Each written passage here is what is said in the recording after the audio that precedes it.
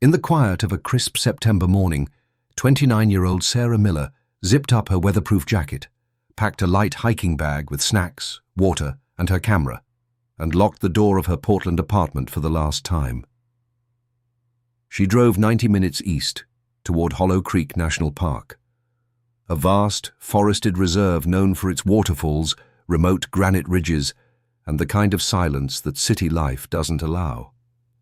At 8:54 a.m., she texted her sister, "Starting my hike. Signal may be bad. Talk soon." It was the last message anyone ever received from her. 2 days later, search teams found her boots, not tossed, not hidden, perfectly placed side by side, on a mossy patch of forest floor 2 miles from any marked trail. There were no footprints, no drag marks, no signs of Sarah, just the boots. And then, nothing. Sarah Miller wasn't reckless. She was a wildlife photographer, precise, methodical, and deeply in love with the outdoors. She maintained a popular Instagram feed where she documented Oregon wildlife, bobcats at dusk, eagles in flight, mist curling around ancient ferns. Her friends describe her as calm, grounded, not someone who wandered off trail without reason. She'd been to Hollow Creek multiple times before, but this trip was different.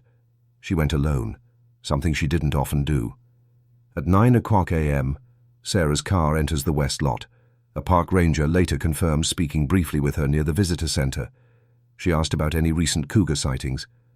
At 9:22 a.m., her name is signed into the Whispering Pines trail log.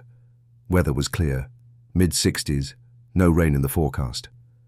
Whispering Pines is a moderate 5-mile loop with scenic overlooks and plenty of branching deer trails. She was expected back by 2 p.m. By 6:00 p.m., her sister Emily was calling repeatedly. No answer. By 9:00 p.m., rangers had been alerted.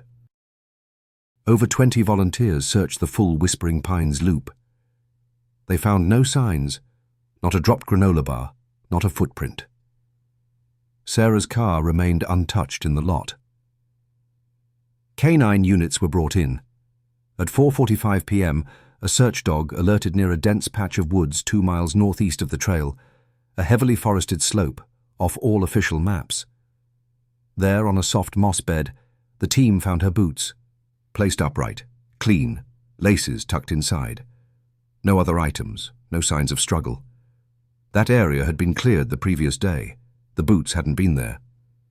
It was like someone walked in, set the boots down and vanished into thin air. No prints, no scuffing. The moss wasn't even disturbed around them. It didn't make sense. People started making various assumptions and theories. Theory number 1, voluntary disappearance. Did Sarah choose to vanish? Investigators considered it. But her bank account was untouched. No large withdrawals before the trip. Passport still in her apartment. She had paid rent for the next 2 months. A photo session was scheduled for the following weekend. She just posted about fall foliage photo plans. This theory was dismissed. Theory number 2, animal attack, cougars, bears, wild animals. No signs of predation, no torn clothes, no blood. Predators don't take phones or place boots neatly. Theory number 3, foul play. Could someone have abducted her? No known witnesses. No reports of other hikers that day beyond the first mile. Park entry logs and parking passes show no anomalies, no tire tracks or disturbed brush near the boot location. Why would an abductor return just the boots? Theory number 4, the missing 411 pattern. This is when theories turn strange. Missing 411 is a term coined for unusual disappearances in wilderness areas, often involving sudden vanishings, clothing found in odd condition, missing time, bodies of water nearby, no clear cause of death, cadaver dogs acting strange. Sarah's case fits several patterns. Nearly 3 weeks after Sarah's disappearance, the main search operation had ended, but local hikers and amateur sleuths still combed the terrain. One of them, a forestry student named Dylan Carrillo, was hiking along a creek bed just outside the original search zone when he noticed something out of place. It was Sarah's phone. Face down in damp leaves, Having some mud, about a mile from where her boots were discovered, the phone showed no major damage. It was clean, intact, and strangely dry. No water inside. Battery dead, but diagnostics later showed it had been powered off manually, not drained. No new texts or photos.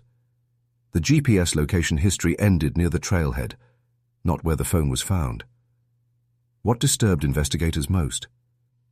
Sarah, a wildlife photographer, hadn't taken a single photo that day.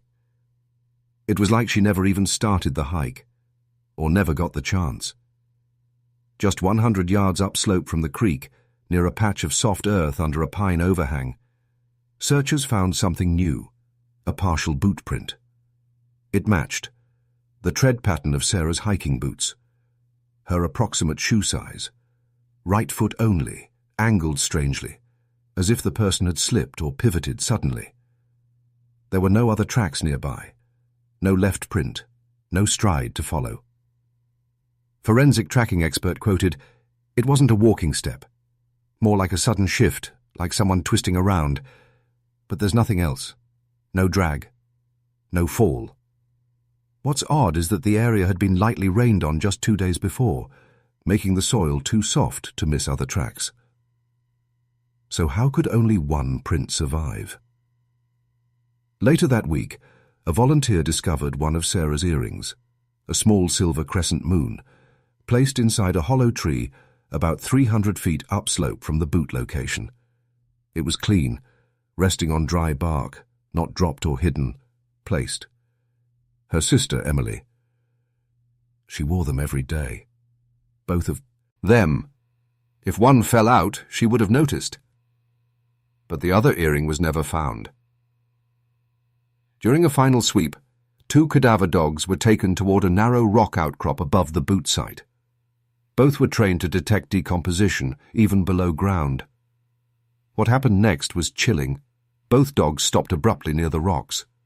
They whined and sat down, refusing to go forward. When urged, one backed away entirely.